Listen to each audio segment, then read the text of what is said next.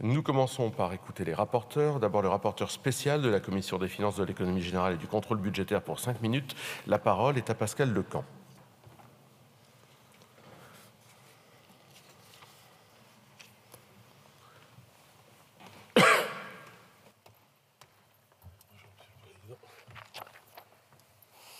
C'est là que ça monte.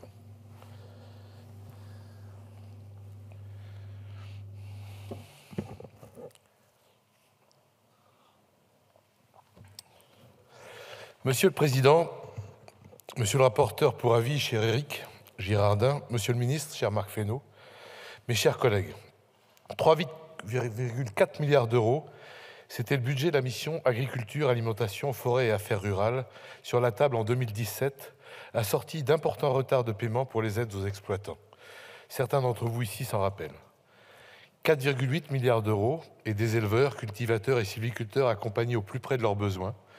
C'est ce que prévoit le PLF 2024 que nous examinons cet automne. Non seulement le gouvernement et la majorité ont permis une hausse des crédits de 42% en 6 ans et 23% par rapport à 2023, mais surtout, ce budget du ministère de l'Agriculture et de la Souveraineté alimentaire est le plus vert de son histoire. À ces moyens dont nous discutons ce matin s'ajoutent les 42 millions d'euros du volet agricole de la mission Plan de relance, les 2 milliards d'euros de l'enseignement secondaire et supérieur agricole et les 9,4 milliards d'euros de fonds européens, soit au total plus de 25 milliards d'euros qui seront consacrés l'année prochaine à la compétitivité de nos fermes, à la transition écologique de leurs pratiques et à notre souveraineté alimentaire.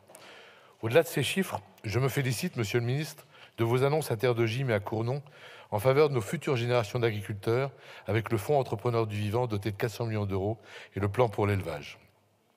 Pour le programme 149 de la mission Agriculture, pourvu de 2,7 milliards d'euros, je retiens 4 marqueurs.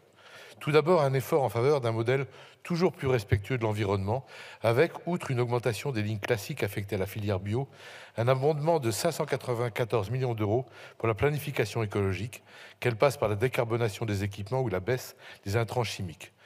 Ensuite, 20 millions d'euros supplémentaires pour la gestion des crises, avec 580 millions d'euros inscrits au titre de l'assurance publique des aléas. Je saisis l'occasion, Monsieur le ministre, pour saluer l'ouverture de 818 millions d'euros dans le texte de fin de gestion 2023.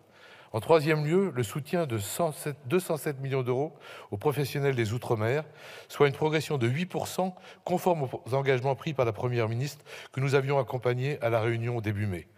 Enfin, plus du doublement des sommes orientées vers la filière bois, avec une stabilisation bienvenue des emplois de l'ONF et le souhait que nous sommes nombreux à partager ici d'une quinzaine d'effectifs supplémentaires pour le CNPF, du fait de l'expansion de ses missions par la loi du 10 juillet 2023 sur le risque incendie. Le programme 206 de la DGAL s'appuiera sur des crédits en augmentation de 38%. Ils atteindront plus de 900 millions d'euros en 2024. L'intégration à la DGAL de compétences relevant antérieurement de la DGCCRF se déroule efficacement. Je me réjouis que l'exécutif ait décidé une hausse de 10% des contrôles dans les abattoirs et de 80% dans les ventes directes, une sécurité supplémentaire pour nos consommateurs. Le programme 215, doté de 700 millions d'euros, ce ne sont pas seulement le paiement de rémunération ou de loyer. Il est en réalité le fer de lance de la modernisation informatique de ce formidable ministère et de la mise en place d'une gestion des carrières plus agile pour tous les personnels.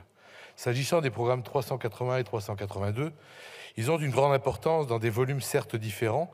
Le premier compense à la MSA et à l'UNEDIC une fraction de 423 millions d'euros pour l'exonération TODE, indispensable pour le travail saisonnier, que le travail saisonnier soit fait dans des conditions régulières et éviter le dumping social. Le second soutient les refuges animaliers à hauteur de 1 million d'euros.